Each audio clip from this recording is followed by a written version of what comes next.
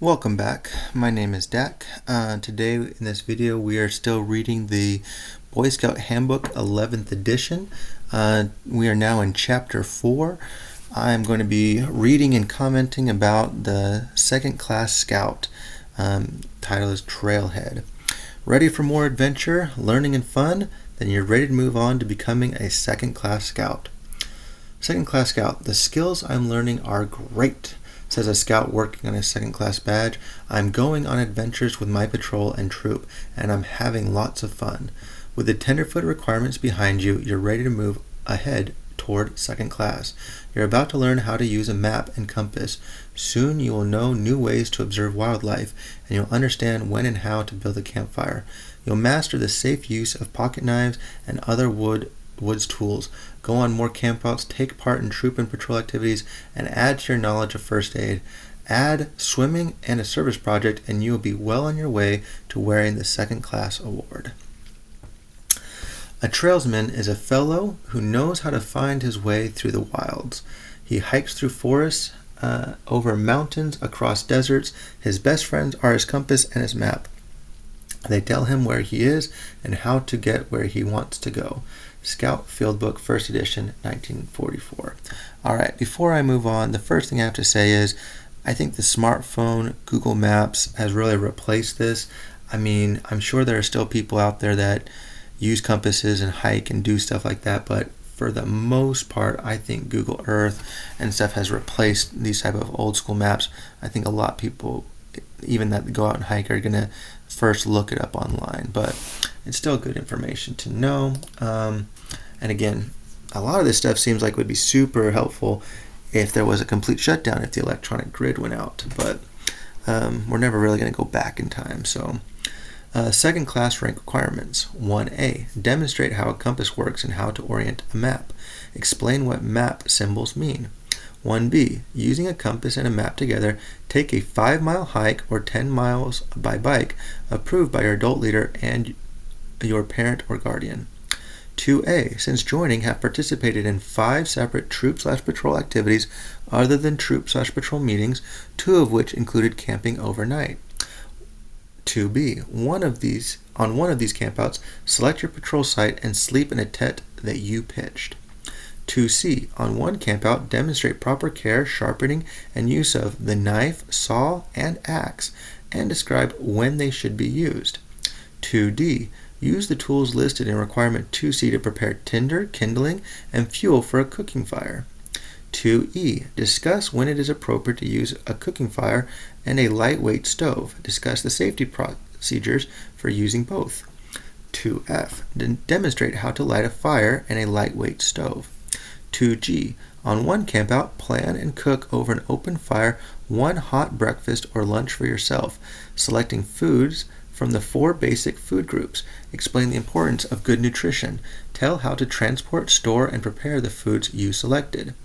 3. Participate in a flag ceremony for your school, religious institution, chartered organization, community, or troop activity. 4. Participate in an approved minimum of 1 hour service project. 5. Identify or show evidence of at least 10 kinds of wild animals, birds, mammals, reptiles, fish, mollusks found in your community. 6A. Show what to do for hurry cases of stop breathing, serious bleeding, and internal poisoning. There's an asterisk. If you use a wheelchair or crutches, or if it is difficult for you to get around, you may substitute trip for hike. 6B, prepare a personal first aid kit to take with you on a hike.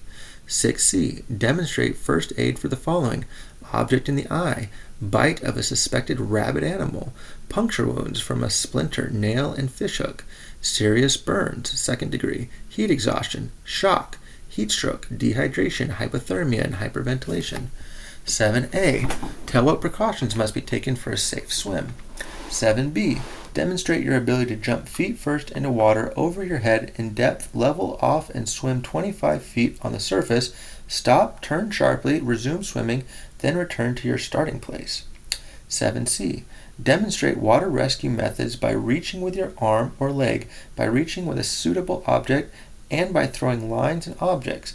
Explain why swimming rescues should not be attempted when a a reaching or throwing rescue is possible, and explain why and how a rescue swimmer should avoid contact with the victim. 8. Participate in a school, community, or troop program on the dangers of using drugs, alcohol, and tobacco, and other practices that could be harmful to your health. Discuss your participation in the program with your family. 9. Demonstrate Scout spirit by living the Scout oath, promise, and Scout law in your everyday life. 10. Participate in a Scoutmaster conference. And 11. Complete your board review. Another asterisk. This requirement may be waived by the troop committee for medical or safety reasons. That's 7B about the swimming. Note, alternative requirements for the second class rank are available for Scouts with physical or mental disabilities if they meet the criteria listed in the Boy Scout Handbook. As you complete your requirements, ask your Scoutmaster to initial his or her approval on pages 440 through 441. Great. All right, let's dig into this. Let's talk about compass time. Now, 1A, demonstrate how a compass works and how to orient a map. Explain what map symbols mean. 1B, using a compass and a map together, take a 5-mile hike or 10 miles by bike, approved by your adult leader and your parent or guardian. Many Scout hikes will lead to places you know well. You might also want to take off for destinations you've never visited before. Wherever you go, you can find your way with the help of a map and a compass. Where to get maps. The United States Geological Survey, USGS, makes useful maps for hikers. They are called topographic maps, from the Greek topos, meaning place, and graphein, to write. Because they enforce a four-sided area, they are also known as quadrangle maps. Camping and sporting goods stores often sell topographic maps of nearby recreation areas. You can get information about ordering maps by contacting USGS at the following address, telephone number, or internet website. U.S. Geological Survey, Distribution Branch, Box 25286, Federal Center, Denver, Colorado, 80225 1-800-HELP-MAP, or usgs.gov. Again, today you would probably use Google Maps. What map symbols mean? From an airplane, you can look down and see roads, rivers, forests, cities, and towns. A map is like a painting of that land. Since map makers can't include every detail, they choose information they hope will be valuable to anyone using the map. Some of the most important data are represented by symbols located in a map's margins. I mean, today, I feel like more important skill is being able to use your phone to drive somewhere. That's an important skill. Like, I never have to get around by foot anymore, but I have to get plenty of places by car. But anyway, that's just me. Directions. North is toward the top of most maps. The bottom is south. The left side is west, and the right side is east. A map often will have a true north arrow in its margin. Distances. Bar scales can be used for measuring feet, meters, and miles on a map. Scale. The scale of a map compares its size to the size of the area it represents. A map scale drawn to the margin as 1 to the 24,000 means that 1 unit of distance on that map, an inch for example, equals 24,000 like units of distance on the ground, 24,000 inches in this example. Date. A map's date tells when it was drawn or last revised. An older map will not show new buildings, roads, trails, or other changes on the land. Again, one of the reasons why we have the internet now, and you expect things to be updated, constantly by Google Earth and such.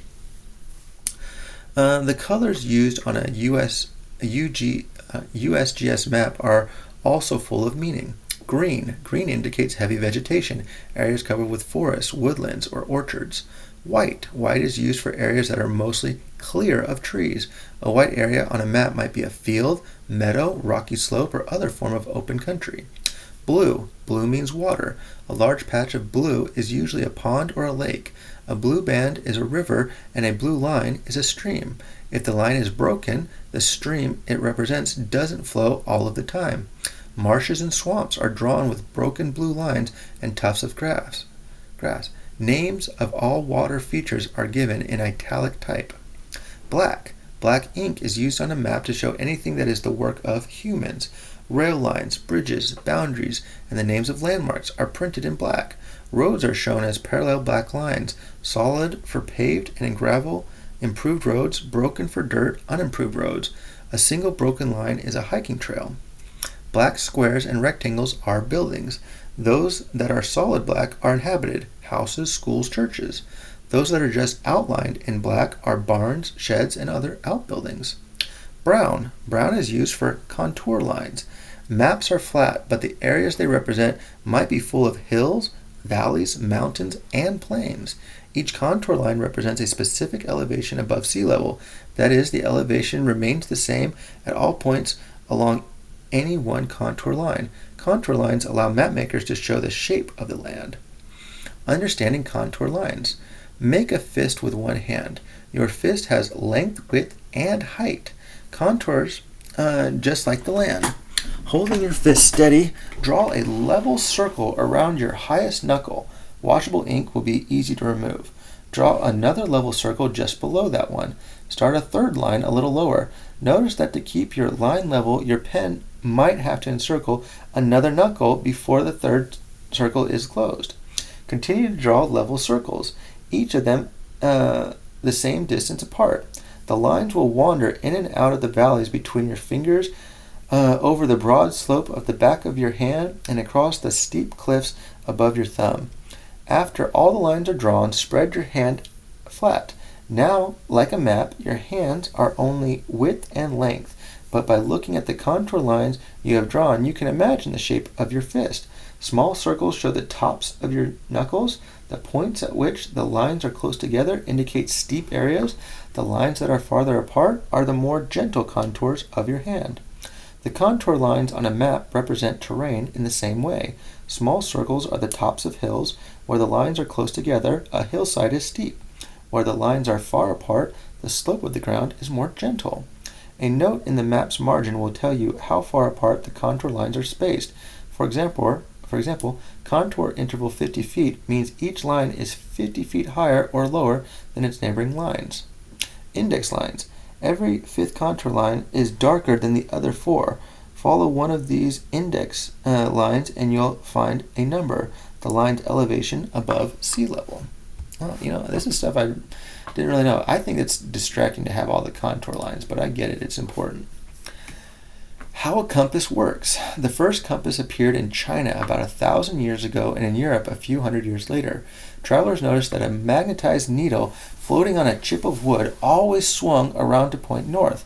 Many people believe that the needle moved by magic. Today we know that the Earth itself acts as a huge magnet. One pole of this global magnet is in northern Canada, and one end of every compass needle is drawn toward it. That end is usually painted red or stamped with the letter N.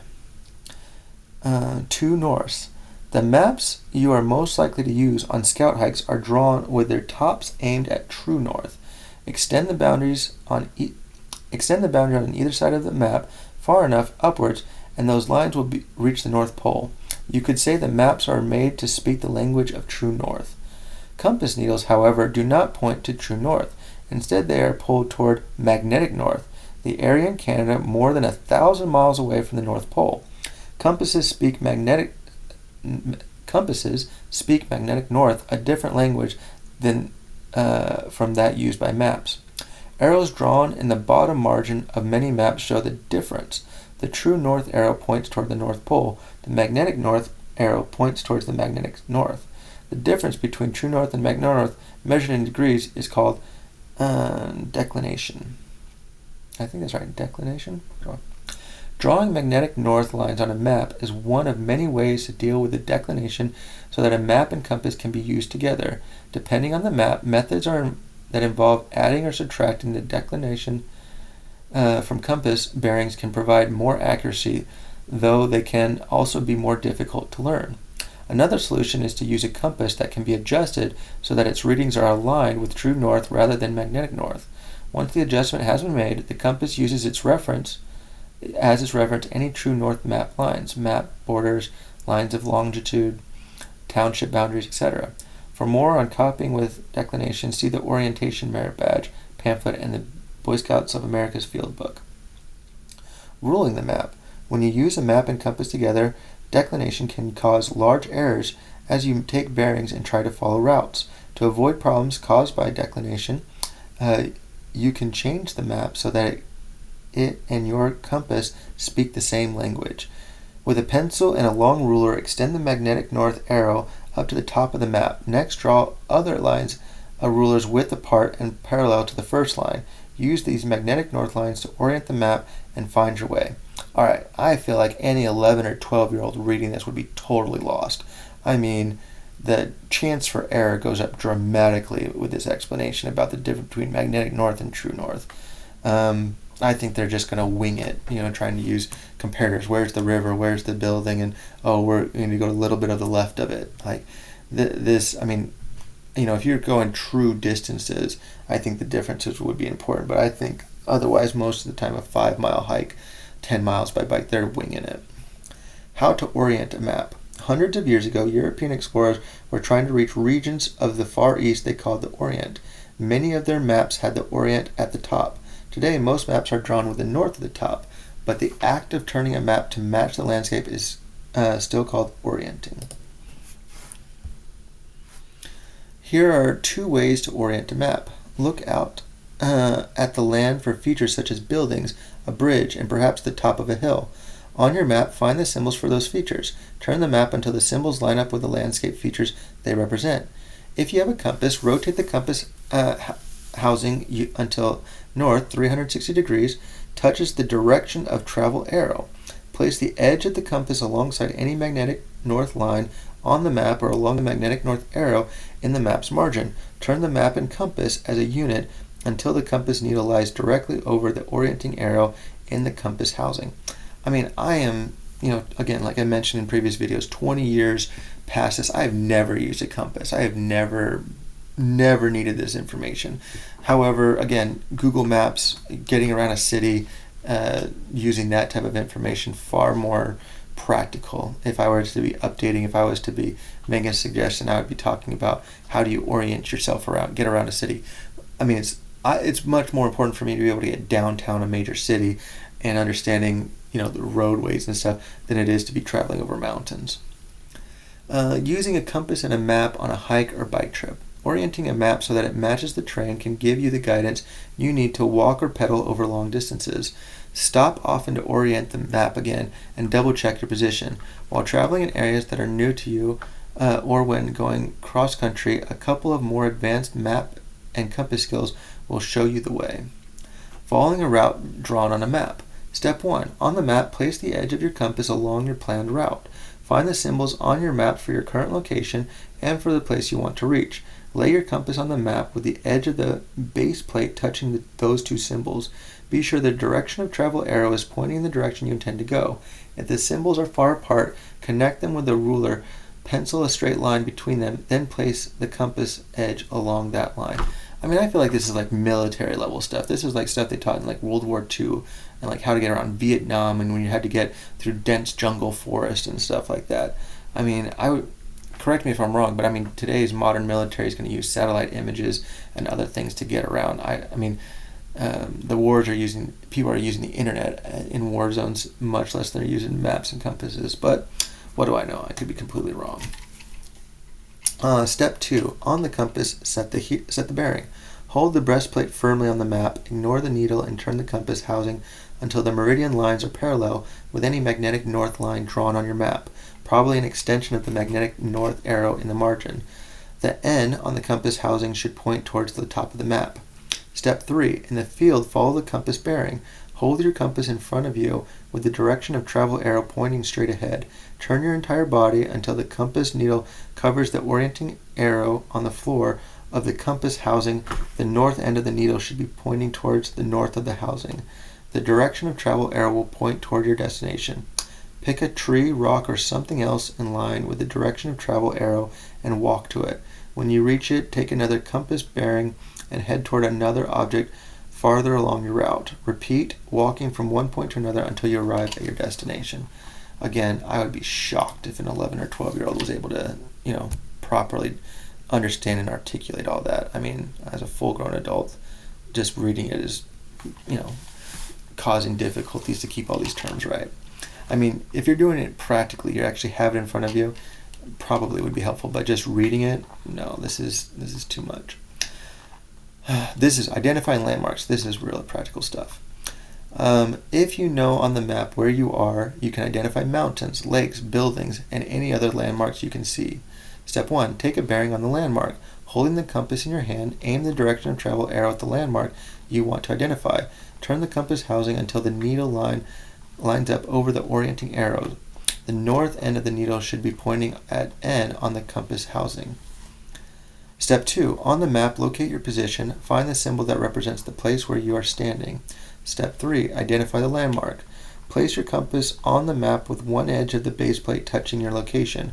Move the entire compass around until the meridian lines in the housing are parallel with any magnetic north line drawn on the map. N on the compass housing should be pointing toward the top of the map. Draw a line along the edge of the base plate starting at your location and going in the direction of travel. Look at the symbols under that line. One of them should represent the landmark you want to identify. Global Positioning Systems. A global positioning system, GPS, is an electronic receiver that uses the signals of satellites to pinpoint the receiver's location anywhere on Earth. A GPS outfit is especially useful for scout units involved in search and rescue operations, but it is no substitute for learning to use a map and compass. I mean, today it is. I get it. Back in 1998, sure, GPS was far less reliable. Today, I think everyone's going to rely on GPS. 2A. Since joining, have participated in 5 separate troop/patrol activities, other than troop/patrol meetings, 2 of which include camping overnight. Hikes, bike rides, swimming, service projects, field trips, campouts, patrols, and troops take part in all sorts of activities you won't want to miss. For more information on a few of these, see Chapter 8, Hiking, beginning on page 197, and Chapter 9, Camping, beginning on page 217. In the following spaces, write down the time and place of 5 separate troop or patrol activities and a brief description of each one. I feel like these are very doable. 2 campouts, 3 other activities. That's very doable for a young scout at this point. Let's see. 2B. On one of these campouts, select your patrol site and sleep in a tent that you pitched. Great practical experience, actually setting up your own tent. In the early days of our country, you could have camped almost anywhere. There were not many people. Towns, roads, and open fields were scarce. The demands on the land were few. The needs of a growing nation have turned much of that undeveloped territory into farms and cities. Dams have tamed many rivers to provide power, and many forests have been used to produce lumber for construction and pulp for making paper. The open country that remains is home to a rich variety of animals and plants. It supplies clean water for everyone to drink, and it freshens the air we breathe. When we want to get away from the cities, we have the freedom to enjoy parks, forests, and scout camps across the nation. With that freedom comes a duty to care for the environment. That means enjoying the outdoors, learning from it, and then leaving it as we found it. Scouts call this no trace hiking and camping. In outings with your patrol and troop, you will discover how to enjoy the outdoors without leaving any signs you were there. For guidelines on choosing a patrol campsite and sleeping in a tent you have pitched, see Chapter 9, Camping, pages 232 through 41. For more on the wise use of the outdoors, see Outdoor Code, page 219. 2C. On one campout, demonstrate proper care, sharpening, and use of the knife, saw, and axe, and describe when they should be used. Again, these are great things to use. I don't have a pocket knife. I never use these things. I've used a saw and an axe a handful of times, but that's not my life. Whether you are splitting firewood, repairing equipment, or clearing a tree that has fallen across a trail, a pocket knife, a saw, and an axe can make your work easier. Take pride in learning the right way to use each of them. Just as important as knowing how to use wood tools is knowing how not to use them. Carving or chopping on live trees can kill them. Hacking at dead trees and logs can leave ugly scars. Don't cut any trees without guidance from a ranger, landowner, or your scout leader. I feel like today, you shouldn't move trees and stuff like that. That's government, or there's people to do stuff like that, and you can be in trouble for not doing things properly. I think that just today, people are disinclined to do stuff on their own like they may have done in the past. Pocket knife, there's a picture one. Ever need to cut a rope? Nope. Open a can of food? Nope. Whittle a tent stake, slice a biscuit, or punch a hole in a belt? None of those things. Want to tighten a screw on a pack frame, make wood shavings to start a fire, or trim a bandage? No, none of those things. A pocket knife can help you with all of those tasks and hundreds more. A good knife for general use has a can opener, a screwdriver, and 1 or 2 blades for cutting. I can't tell you how many pocket knives I've received as gifts over the years. I've never needed a one. That's just not me. Keep your fingers clear of the sharp edge as you open and close the blade of your pocket knife. Yeah, that's some Boy Scout lawyer that wanted to include that so that people couldn't sue him for improper use of a pocket knife. Safe knife use. Do keep the blades closed except when you are using them. Do cut away from yourself. Do close the blades before you pass a knife to someone else. Do keep your knife sharp and clean. A sharp blade is easier to control than a dull one. Do obey any school regulations that prohibit carrying knives on school property. Don't carry a knife with the blade open. Don't throw a knife. Don't cut toward yourself. If the blade slips, you could be injured. Don't strike a knife with another tool or pry with the point of a cutting blade. The knife could bend or break. Note, the Boy Scouts of America does not encourage the use of large sheath knives. They are heavy, awkward to carry, and unnecessary for most camp chores. I wonder if we were to do, like, this is the 11th edition from like the 90s and early 2000s. If I was to pull up the early, I feel like this is a lot of like, oh, we got to be careful. We got to put in the rules of safe use because insurance and lawyers and lawsuits have happened, and so we have to include this stuff. I wonder what the early ones were like. Much more practical and less about getting yourself hurt. Taking care of a pocket knife. Most modern pocket knives are made of a metal that won't rust. However, dirt and lint can collect inside, and normal use will dull the blades. Cleaning. Open all of the blades. Twirl a small bit of cloth onto the end of a toothpick. Moisten the cloth with light oil and wipe the inside of the knife. If you have used your pocket knife to cut food or to spread peanut butter and jelly, get rid of bacteria by washing the blade in hot, soapy water along with the rest of your dishes. That's the point. Like today, I would never use a pocket knife and clean it. I would expect to use a plastic knife or a plastic spoon or fork when doing this stuff and then throw it away. That's just, we use plastic. It's probably not good. It's probably better to use a pocket knife and clean it off, but like, we use plastic stuff, disposable stuff. That's just the way society is now. Sharpening. Sharpen your knife with a whetstone. Most whetstones are made of granite or other materials harder than knife metal. Some experts put water on the stone while they are sharpening. Some use light oil, and others keep the stone dry. The choice depends upon the kind of stone as well as individual preference. For general use knives, hold the blade against the stone at an angle of about 30 degrees. That means the back of the blade will be tilted off the stone 1/3 of the way to vertical. The blades of special use knives, such as those used by whittlers, may be sharpened at angles as small as 10 degrees to produce a keener, though less durable edge. Push the blade along the stone as though you were slicing a layer off the top, or move the blade against the stone in a circular motion. Sharpen the other side of the blade in the same manner. Wipe the knife with a clean cloth and examine the edges of the blade in the sun or under a bright light. A dull cutting edge reflects light and looks shiny. A sharp edge is so thin that it has no shine at all. This is one of the things I never really got. Sharpening knives, that was never my thing. Never really got into it. I think it looks cool. I think it seems fun, but it's like I could never quite get it right. Didn't have the patience for it. Camp saw. A camp saw is the right tool for most outdoor wood cutting.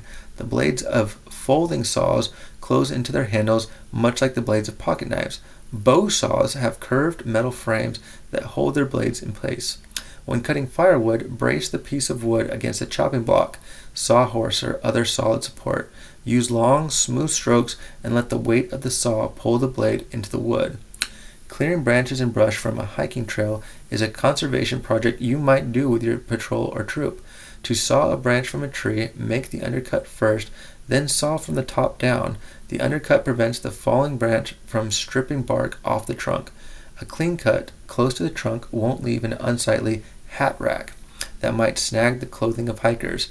Cut saplings level with the ground so that there are no stumps or to trip over. Treat every saw with the same respect you give your pocket knife. Close folding saws when they aren't in use and store them in a tent or under the dining fly. Protect the blade of a bow saw with a sheath made from a piece of an old garden hose cut to the length of the blade. Cut a slit along the length of the hose, fit it over the blade, and hold it in place with duct tape or cord. The teeth on saw blades are bent so that they cut two thin grooves into the wood and then rake out the shavings in between. Even with the best care, the teeth will slowly lose their set and will bind in the wood. Bow saw blades are replaceable and are not very expensive. Take along a spare if you'll have a lot of cutting to do. Saw safe use. Do sheath a saw whenever it is not in use. Do carry a saw with the blade turned away from your body. Do replace blades when they become dull. Sharp saws are easier to use and to control.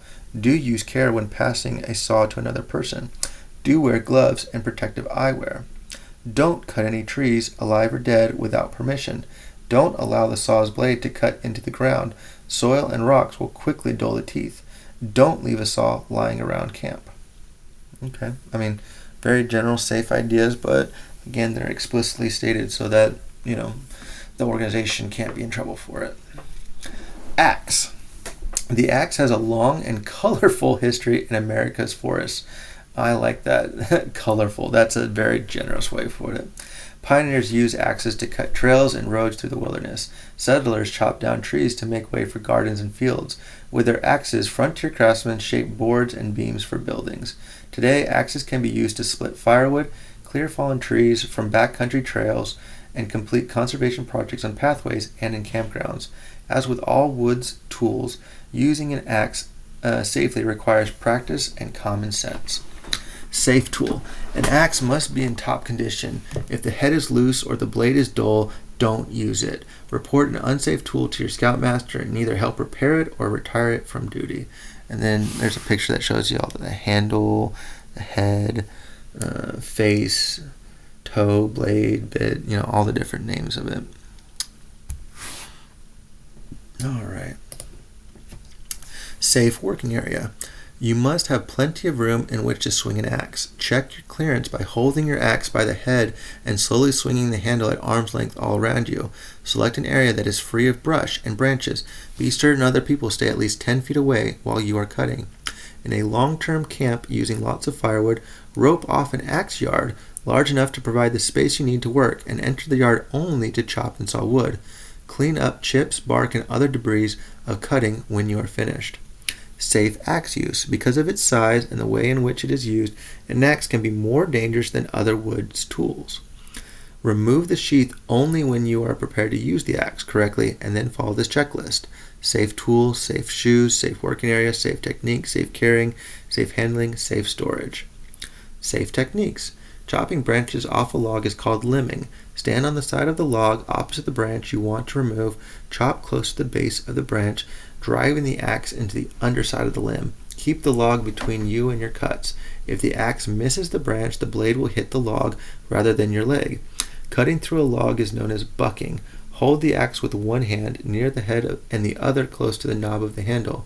Lift the head above your shoulder. Then slide your hands together and swing the bit, the cutting edge, into the log. Let the falling weight of the axe head do most of the work. Slide your hand back down the handle of the head, lift the axe, and swing it again.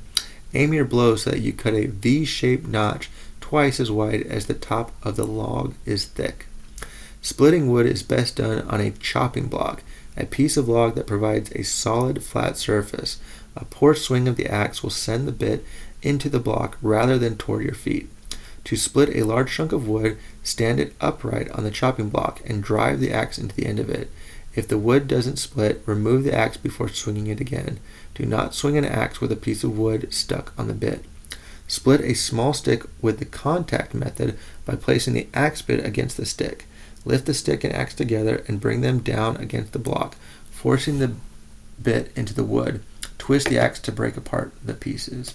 This is a ton of detail for this type stuff. Again, shocking at how deep they're going into it. But again, for an 11, 12-year-old, not going to be reading this stuff, not going to be really comprehending this step-by-step instruction. This feels like more it's for the adult leader who then demonstrates and teaches by practical example. Safe carrying. Place a sheath over an axe blade whenever it is not in use. Carry an axe at your side in one hand with the blade turned out from your body. If you stumble, toss the axe away from you as you fall. Never carry an axe on your shoulder. The axe bit will be too close to your head, too close to your neck and head. See, I disagree with that. I mean, having the axe up by your head, that just looks cool. I mean, I chopped some wood sometime as a young man, and I got a really cool picture with the axe up there. I get that it's not safe, but it definitely looks way cooler. Safe handling. Hand an axe to another person by holding the handle with the axe head down. Pass it with a bit turned away from both of you. When the other person has a grip on the handle, he should say, "Thank you." That's your signal to release your hold. Okay, that's just nonsense. No one's that formal. They should, got it. You don't have to say, it's not like a magic word, "thank you." Yeah, that's just silly. Safe storage. Sheath your axe and store it under the dining fly or in a tent to keep it dry, found and safely out of the way. Hikers and backpackers seldom need axes on the trail and usually prefer to leave the weight at home. Sharpening an axe. Keep your axe sharp with an 8 or 10-inch long mill bastard file. The lines across mill bastard file? Nice. Didn't quite catch that swear word when I was a kid. The lines across the face of a file are its teeth. They angle away from the point or tang. A sharp file will be drab gray. A silvery shine means a file has broken teeth that won't work very well. Wear leather gloves to protect your hands as you sharpen with a file. Make a knuckle guard by boring a small hole into a 3-inch square piece of leather, plywood, or an old inner tube, slipping it over the tang of the file, and holding it in place with a file handle. You can buy a handle at a hardware store or make one from a piece of wood or a dry corn cob. Brace the axe head on the ground between a log between 6 inches in diameter and 2 wooden pegs or tent stakes. Another scout can help hold the axe steady. Place the file on the edge of the blade and push it into the bit. Use enough pressure so that you feel the file cutting the axe metal. Lift the file as you draw it back for another stroke. A file sharpens only when you are pushing it away from the tang. Dragging the file across the blade in the wrong direction will break the teeth and ruin the file. Sharpen with firm, even strokes. After you have filed one side of the bit, turn the axe around and sharpen the other side with about the same number of strokes. A dull edge reflects light. Continue to file until the edge seems to disappear. Now, I want to pause here for a second. I know a lot of young men that got their Eagle Scouts that went through the scouting program. If I were to survey them, 99% of them would not have been able to describe appropriately how to sharpen an axe. If they were asked to sharpen an axe out today, they'd be Googling it, they'd be looking it up, they would try and be figuring out, they would not have got this info. This is not the type of stuff that got ingrained into the psyche of most young men. This is not common knowledge. Totem chip. Read and understand words, tools, use, and safety rules from the Boy Scout Handbook. Demonstrate proper handling, care, and use of the pocket knife, axe, and saw. Use the knife, axe, and saw as tools, not playthings. Use them only when you are willing to give them your full attention. Respect all safety rules to protect others. Respect property. Cut living and dead trees only with permission and with good reason. Subscribe to the Outdoor Code. Scout Leader Day. Totem chip. That was fun. That was a little square card they got, and they always were threatening to cut a corner off your totem chip when you did something wrong. I don't know if that ever really deterred people from doing stuff, but that was the totem chip. Kind of like your fireman's card, too. Camp shovel. A trowel. Okay. A small camp shovel or garden trowel is handy for removing and saving earth from a cat hole. You can move hot coals with a metal shovel while cooking with aluminum foil or a Dutch oven. Don't dig ditches around tents, though. Ditches are unnecessary and they can start erosion. For guidance on choosing campsites with good drainage, see pages 232 through 33 in Chapter 9, Camping. 2D. Use tools listed in Requirement 2C to prepare tinder, kindling, and fuel for a cooking fire. 2E. Discuss when it is appropriate to use a cooking fire and a lightweight stove. Discuss the safety procedures for using both. 2F. Demonstrate how to light a fire and a lightweight stove. 2G. On one campout, plan and cook over an open fire one hot breakfast or lunch for yourself, selecting foods from the 4 basic food groups. Explain the importance of good nutrition. Tell how to transport, store, and prepare the foods you selected. So I want to pause here. I feel like at summer camp, you would have like this group. It was designed to teach all these things because like scoutmasters don't really know how to do these things. They don't create opportunities to prepare tinder, kindling, and fuel. And so it's like you have this one area of Boy Scout camp where you go and it's like, oh, during the mornings for 4 or 5 days, you go and you do these things and you check it off. And it's like, it's the one and only time you ever learn these things. A fire can warm you, cook your meals, and dry your clothes. Bright flames lift your spirits on a rainy morning. On a starry night, glowing embers stir your imagination. The smell of a campfire and the crackle of burning wood are among the best memories of adventures gone by. Every good scout knows how to build a fire. He also knows when he should not build one. Many areas do not permit open fires.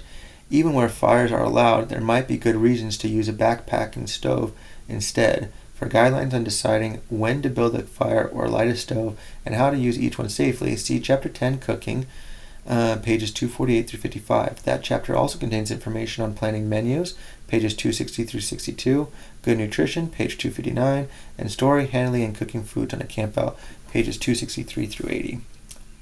Number 3, participate in a flag ceremony for your school, religious institution, charter organization, community, or troop activity. Again, this is something I think young men should definitely do. Throughout the history of the Boy Scouts of America, Scouts have taken part in ceremonies paying respect to the American flag. They have served as honor guards at troop meetings, public gatherings, parades, and patriotic events. Flag ceremonies offer all of us a time to think about our nation's history, to reflect on what it means to be an American, and to pledge ourselves to do our share to make our country the best it can be. For more information about how to carry and display the flag, turn to Chapter 3, Tenderfoot Scout, page 44. For more information on your role as an American, see Chapter 12, Citizenship, beginning on page 331. This is a picture of some young men. They don't actually look very enthusiastic. They kind of look like they're just kind of there. Scouts have many opportunities to present the flag at Boy Scouts of America meetings and public events. Again, this is another picture that looks kind of staged. Although they could have been smiling. 4. Participate in an approved minimum of 1 hour service project. A service project is a special good turn that allows you to put Scout spirit into action. Service projects can take many forms: community cleanup, repairing a church, a museum, or the home of an elderly person, improving wildlife habitat, volunteering at a hospital or with a public safety group, organizing a recycling effort, cleaning up a neighborhood lot or park, or any of 1,000 other possibilities. Giving of yourself will improve the lives of those around you. It will also enrich your own life as you discover that your actions make a real difference. The more you give, the more you will get back, in satisfaction, in accomplishment, and in understanding that you have done the right thing. While this requirement asks for a minimum of only an hour, you don't have to limit yourself. Service to others, to your community, and to the environment can become a habit that you will want to practice often. In the following space, write a short description of an approved service project you have completed. Second class service project. I think for mine, I went and picked up trash, like off the side of a road for an hour. I did it by myself. Got it approved. I don't know. Looking back, it was weird. It was weird to pick up litter. I mean, it's like what criminals do. Anyway. A scout walks through the woods with silent tread. He seeks tracks and signs which reveal to him the nature and habits of the creatures that made them. He knows how to stalk birds and animals and study them in their natural haunts. He sees much, but is little seen. Handbook for Boys, 2nd edition, circa 1925. Number 5. Identify or show evidence of at least 10 kinds of wild animals, birds, mammals, reptiles, fish, mollusks found in your community. Scout hikes and campouts are often good times to observe wildlife. You might also find plenty of evidence of animals in your neighborhood. As you study animals, try to figure out where they live and what they eat. What do they need to survive? How do they raise their young? Are they prey to other animals? Your observations can tell you quite a bit about animals and their environments. Books and internet sites devoted to nature will also explain much about the complex web of life going on all around you. True. Very good point.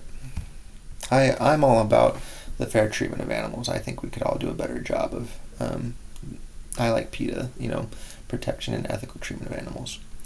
Kinds of wild animals. Biologists divide all animals into two large groups: vertebrates and invertebrates. Vertebrates have backbones, invertebrates do not. There are 5 classes of vertebrates, each based on physical similarities. Birds. Warm-blooded animals with wings and feathers are birds. They hatch their young from eggs. Mammals. Deer, bears, foxes, squirrels, moles, and other mammals are warm-blooded vertebrates that have some kind of hair. They nurse their babies with milk. Reptiles. Snakes, alligators, crocodiles, lizards, and turtles are all reptiles, cold-blooded, air-breathing animals with backbones. Some move on short legs while others crawl on their bellies. Reptiles are covered with scales or bony plates. Fish. Fish are cold-blooded, live in water, and breathe through gills. Their bodies are covered with scales. Amphibians. Frogs, toads, newts, salamanders, and other amphibians start life in the water as gilled aquatic larvae hatch from eggs. Adult amphibians breathe air and generally live on land.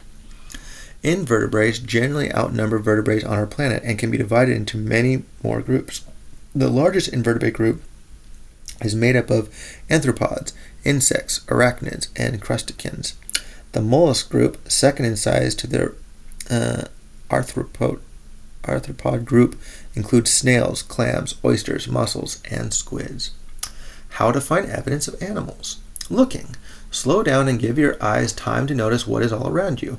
Rather than glancing around quickly in a forest or in your front yard, carefully examine one tree, or get down on your hands and knees and inspect a square foot of earth. What meets the eye will often be far more than you expected. Watch for animal footprints, tufts of fur caught on twigs, overturned stones, shells on a shore, or a feather on the ground. Be alert to movement in the brush, in the water, and in the sky. I mean, this is true. I've sat out on my front porch before, and I have seen all sorts of things come through. I've seen deer, I've seen raccoons, I've seen squirrel. If you just sit and look, tons of stuff will just show up. There's lots and lots of wild. And I live in a suburb area of a major city, and yet plenty of animals are still running around. Listening. Sit quietly for a while. Listen carefully, and you will discover that the outdoors is full of sounds. The buzz of insects and the croakings of frogs can be mating calls. Some birds use their songs to claim their territory. The chatter of a squirrel and the slap of a beaver's tail are often warnings. Sometimes it is the absence of sound that is important. When birds suddenly stop singing, it could be because they have noticed a cat nearby, or maybe they've seen you. The ears of many animals are shaped to scoop up sounds. Increase your own hearing by cupping your hands behind your ears. Turning your head from side to side might help you locate the source of a noise. Smelling. A keen sense of smell is as important to some animals as hearing and sight are to others. Ants lay down scent trails to lead them back to their nests. Wolves sniff the wind for signs of prey.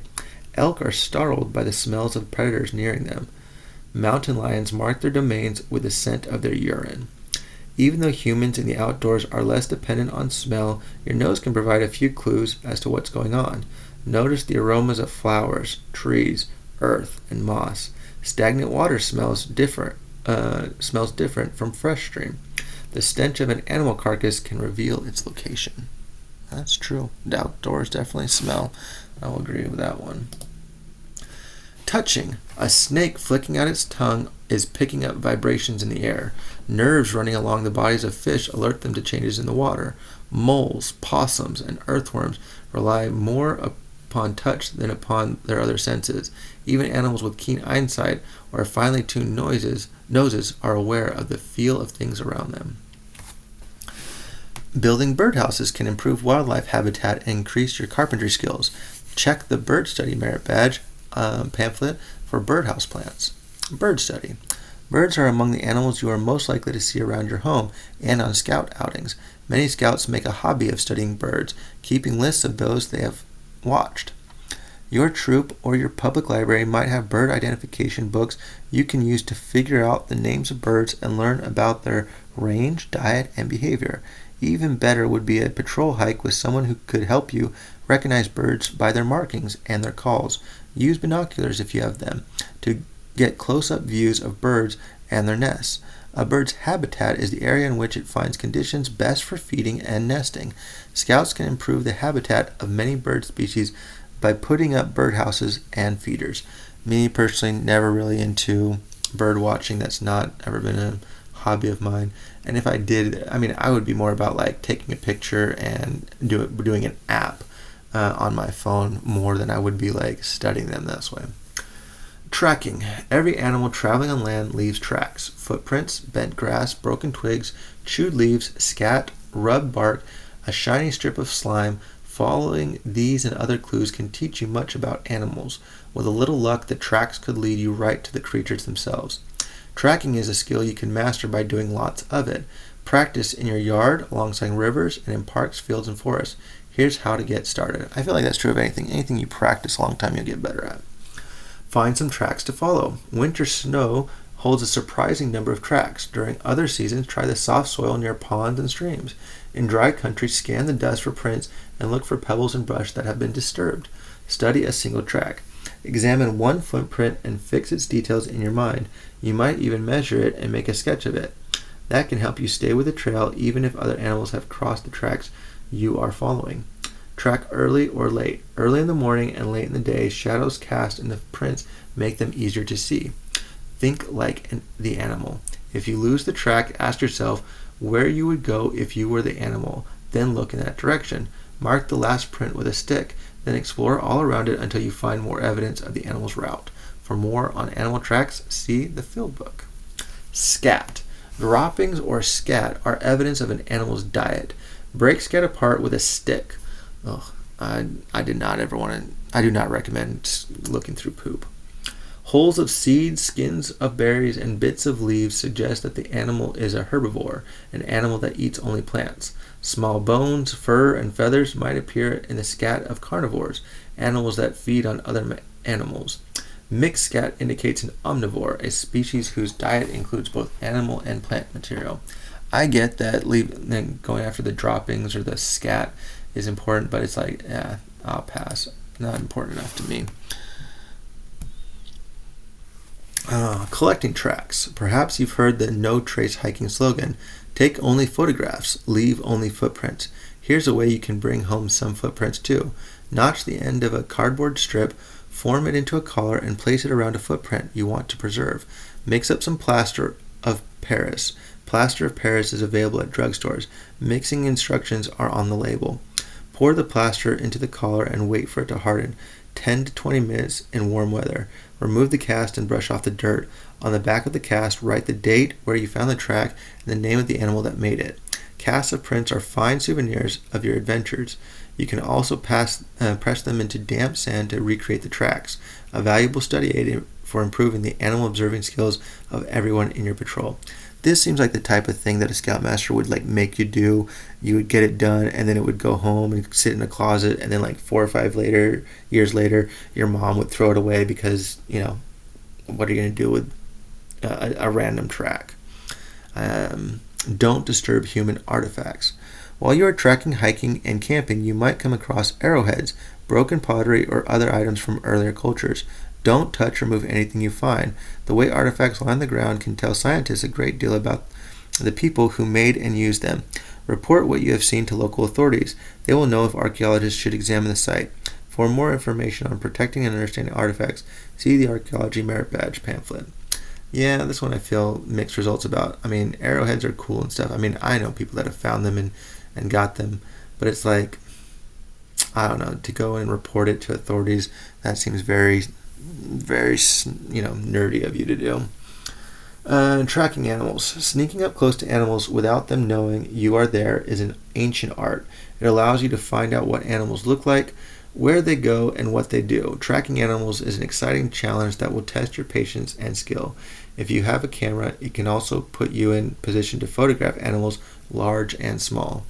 Tracking by waiting. Let the animals come to you. Hide long enough near a well-used animal trail, and there's a good chance you'll see them coming by.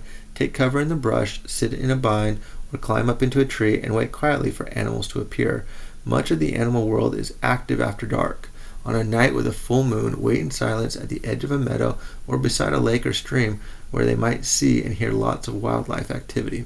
I feel like this is for hunters, this is what they do. They get up in a tree and they wait for 4 or 5 days to see something come by and then they take their shot. Tracking by moving. To move closer to animals, make yourself invisible and silent. Hide behind trees, stumps, and clumps of grass. Stay near the ground, looking around the sides of rocks and bushes, not over the top. Your shape will show against the sky, so stay low as you cross ridges. Move only when animals are looking away and freeze if they glance in your direction. Place your feet with care. Stepping on twigs or dry leaves might make enough noise to send animals running. Many animals will be able to smell you from long distances. Try to stay downwind as you are tracking. When the wind is coming toward you, it won't carry your scent to the animal. Finally, be kind to wildlife. Respect their boundaries and their needs. If you can quietly move close to an animal, you can just as quietly slip away without disturbing it. Don't chase wild animals or touch nests or burrows. If you come upon a young animal, leave it alone. Its parents are very likely hiding nearby, waiting for you to leave. Observing wild animals is an exciting way to learn more about your world. With knowledge can come a greater desire to care for the environment. Yeah, I think that's true. I think young men should go out and see animals and stuff and experience that. Although young men are oftentimes just naturally rude. I mean, the warnings are there because young men do stupid things. Why care about nature? Studying animals and plants along with weather, water, sunlight, and everything else that affects them is called ecology. It comes from the old Greek word ekos, meaning house, and ology, meaning to study. Ecology is simply the study of the home we share with all species. We are affected by changes in nature happening everywhere on the globe. Likewise, what we do has effects on the environment that can reach far beyond our neighborhoods. The way we treat the earth today will leave its mark for years to come. Each of us has a great responsibility to care for this earth house of ours. The better we understand it, the more we can work to keep it clean, repair it where it has been damaged, and do it no harm. For more on ecology and nature, see the Boy Scouts of America's Field Book and the following merit badge pamphlets: bird study, environmental science, fish and wildlife management, forestry, geology, insect study, mammal study, nature, plant science, reptile and amphibian study, soil and water conservation, and weather. To become a Tenderfoot Scout, you learned about poisonous plants, how to perform the Heimlich maneuver, and ways to treat a few common injuries. The requirements for second class will help you understand the bigger picture of first aid as you practice the right way to approach the scene of an accident, figure out what is wrong, and then decide what to do. Detailed information for each requirement can be found on the pages listed below.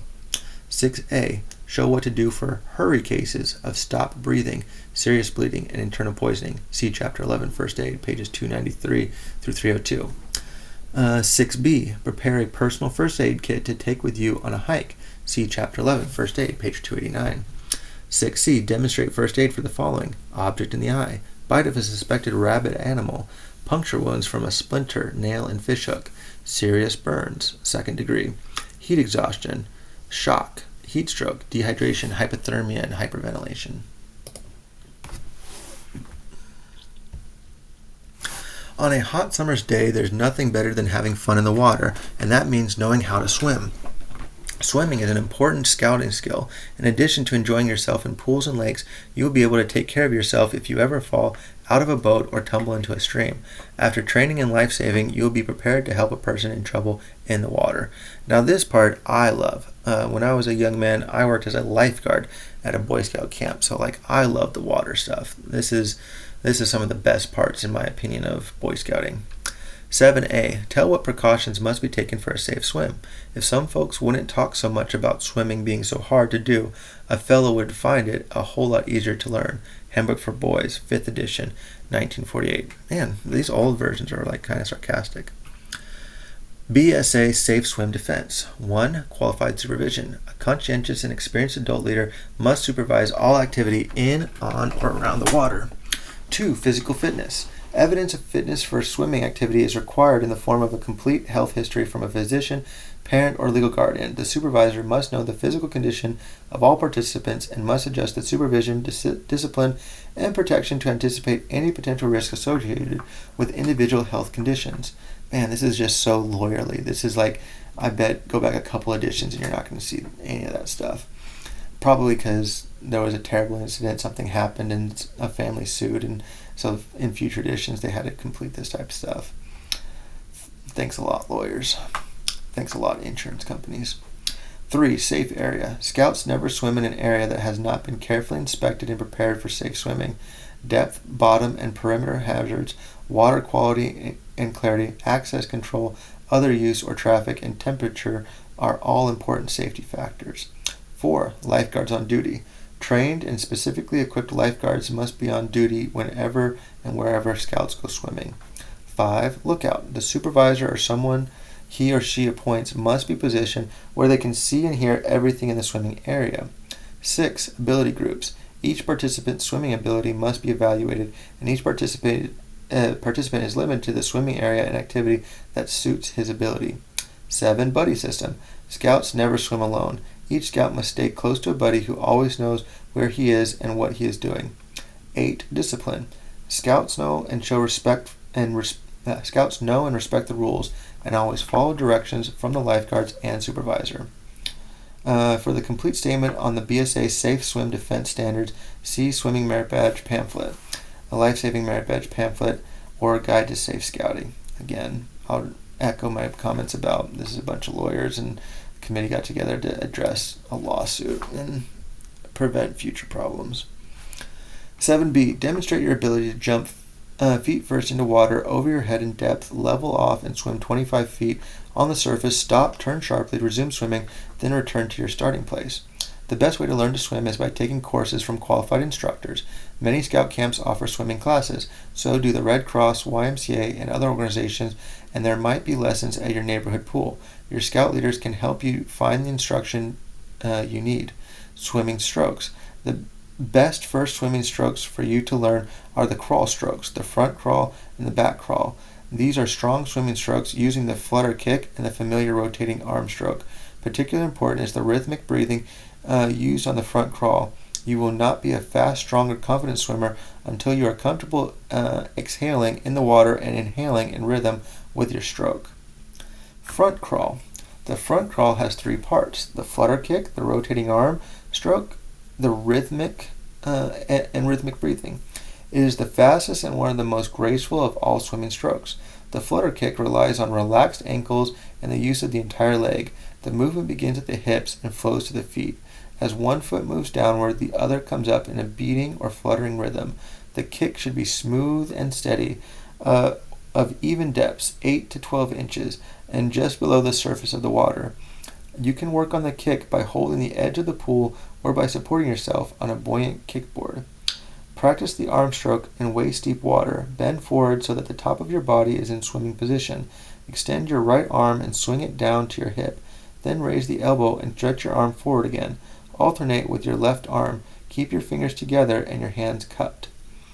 Push off into a glide. Use the flutter kick and arm stroke together to move you through the water.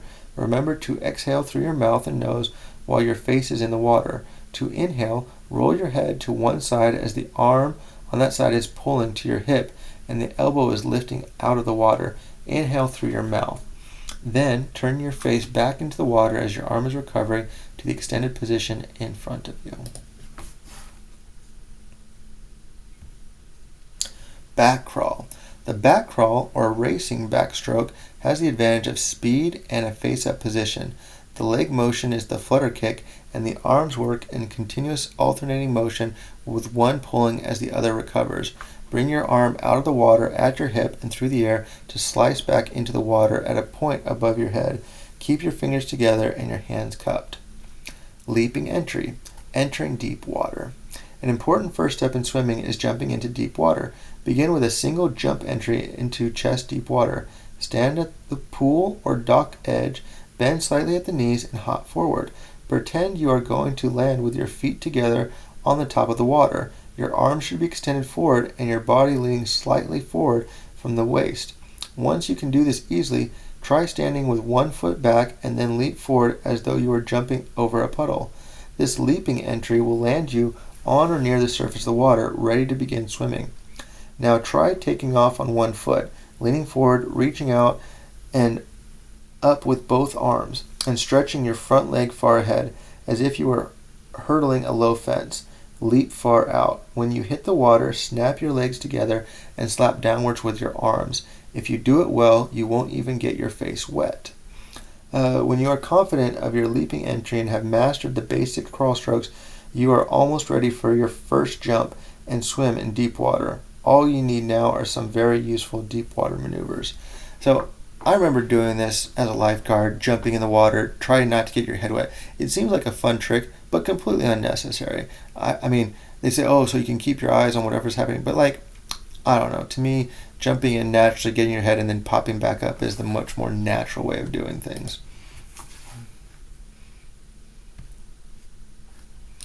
Turns, reverses, stops, and starts. Some skills are not particularly significant when swimming in shallow water where footing is always available, but being able to stop and restart swimming, reverse direction, and turn while swimming is very important when swimming in deep water. Note that second class requirement 7b asks you to stop, turn, and resume swimming. To stop while swimming the crawl stroke, simply stop kicking and raise your head while pushing down and slightly forward with your arms. A reverse after stopping can be done in one quick motion by sweeping both arms in the same direction across the front of your body while turning your head and shoulders in the opposite direction of your arm movement.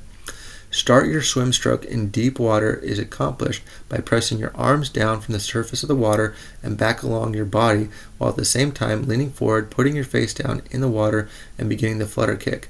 This planes your body into the prone glide position for the crawl stroke to begin. To turn while swimming the crawl, simply sweep wide with the arm stroke on the side opposite the turn and reach out in the direction of the turn with the other arm. When down in the prone glide position, your head can serve as a rudder to assist in swimming turns.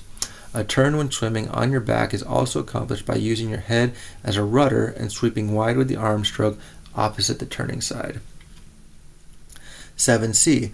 Demonstrate water rescue methods by reaching with your arm or leg, by reaching with a suitable object, and by throwing lines and objects. Explain why swimming rescues should not be attempted when a reaching or throwing rescue is possible, and explain why and how a rescue swimmer should avoid contact with the victim.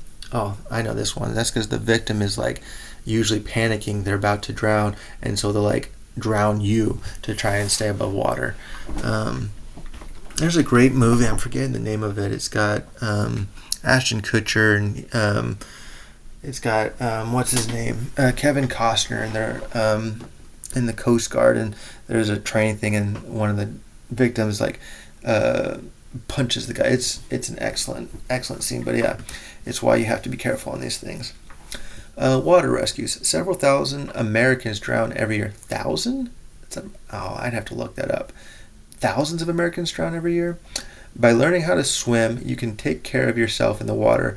To help someone else who is in danger of drowning, you must learn life-saving techniques before you need them. Practice water rescues at scout camp or take a course at a local pool. Many scouts learn water rescue skills by earning the life-saving merit badge. The most effective rescue methods are also the easiest and safest. They do not require any swimming. The rescue methods taught in Scout Life Savings are, in order of use, 1. Reach, 2. Throw, 3. Row, and 4. Go, with support. But even the most experienced lifesaver will never attempt a swimming rescue when the assistance can be given by a safer and easier method. The reaching and throwing methods are what you will learn and practice as a second-class scout. Reaching rescues. Reaching rescues are safe, simple, and highly effective. Well over half of all drownings occur within 20 feet of safety. If the person is quite close, lie down, extend a hand, and try to grab his wrist. Nothing could be simpler. It could, however, save his life. When you establish contact with the person, he is likely to stop his own efforts to remain afloat. Such action can topple the unprepared rescuer into the water. This is the reason for lying down or otherwise bracing yourself. If he is beyond the reach of your hand or leg, use any available object to extend your reach. This might be a pole, paddle, stick, or towel. Again, keep your weight low and well braced. The tired swimmer or the panicked victim will grab for whatever object you extend.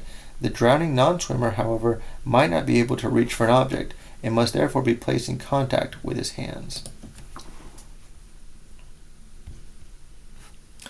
The simplest reaching rescues are performed without entering the water, but in some cases you might need to extend your reach by stretching your arm or leg into the water while holding securely to a rigid support such as a pole, ladder, or dock support. One safe and efficient method for extending a reach is the human chain. Throwing rescues. If a person needing assistance is beyond any possible reach, try a throwing rescue. Life jackets, picnic coolers, Wooden benches, deck chairs, spare towels, or any other items that float or could give support can be thrown, heaved, or shoved to a victim. A floating object with a line attached would be best, but either the object or the line could be used alone. Practice throwing both weighted and unweighted lines accurately for rescue purposes. Throwing floating support. Heavy line, unweighted. Items for throwing rescues. Get help. If you encounter a swimmer in need, take a few seconds to assess the situation and remember your training. Remain calm. Someone else might have already started a rescue. If so, stand out of the way and be ready to help. Pinpoint the victim's position from shore. Make sure medical aid has been summoned if needed. Keep curious bystanders from interfering with the rescue effort. If no one else is attempting a rescue, then you must act quickly. As a second-class scout, you will be prepared to give reaching or throwing assistance. Usually this is all that is needed. If reaching or throwing assistance is impossible, then you should get help. Help might be a boat that could get you or someone else close enough to reach or throw to the victim. First, be sure to put on a life jacket, then row to within throwing or reaching distance of the victim. When you are firmly braced in the boat, extend an oar or paddle or throw a flotation device for the victim to grab. If you cannot reach, throw, or use a boat, yell or go for help. Only in rare situations will a swimming rescue be the only choice. After you have completed life-saving merit badge, you will be prepared to use swimming rescue methods if they are ever needed. But you will also understand the danger of being in the water with a panicky or unconscious drowning victim, and you will continue to make every effort to avoid attempting a swimming rescue. Even when a swimming rescue is attempted, the rescuer should always take with him something that can be used for flotation or extended to the victim in order to avoid direct contact. Getting entangled with a drowning victim is a sure way to get in trouble. Don't put yourself in danger. If reaching and throwing don't work, get help. All right, we're moving along. This has been a long chapter. 8. Participate in a school, community, or troop program on the dangers of using drugs, alcohol, and tobacco and other practices that could be harmful to your health. Discuss your participation in the program with your family. Knowledge is the greatest weapon you can have for protecting yourself from the dangers of drugs, alcohol, and tobacco, or of taking part in other practices that could be harmful to your health. The more you know, the greater your ability to make wise decisions. Many schools, communities, and scout troops have programs that provide valuable information. You might also want to share with others some facts about the negative effects of drugs, alcohol, and tobacco. Teaching is one of the best ways to research and understand a subject. It also allows you to be of service to your school, community, or troop. 100% agree. Don't drink, don't smoke, don't do drugs, and if you have prescription drugs, don't abuse them, use them as prescribed. Number 9, demonstrate Scout spirit by living the Scout oath, promise, and Scout law in your everyday life. Most requirements of the Scout ranks can be measured by other people. When you set out to swim 50 feet for the second-class swimming requirement, anyone can see that you have covered the distance. How well you live the Scout oath and law in your life, though, is something for you to judge. You know that when you are being kind, when you are being helpful and a good friend. You know when you are trustworthy and reverent. You alone know how you act when no one is around to witness what you do.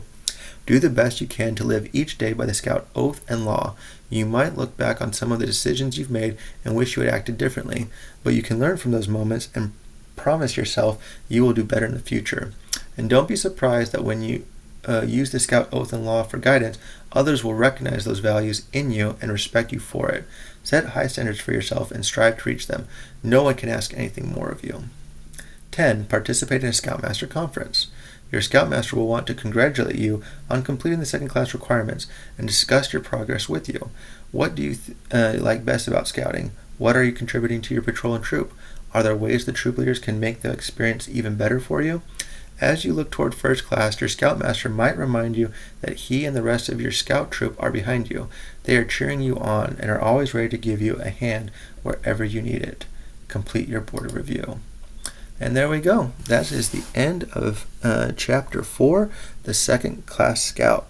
Comment in the section below. What did you like? What stood out to you? Do you agree or disagree with some of my comments? What was your experience as a second class scout? How have these things changed over time? Don't forget to like and subscribe, and be sure to join us for the next time. All right, take care. Bye.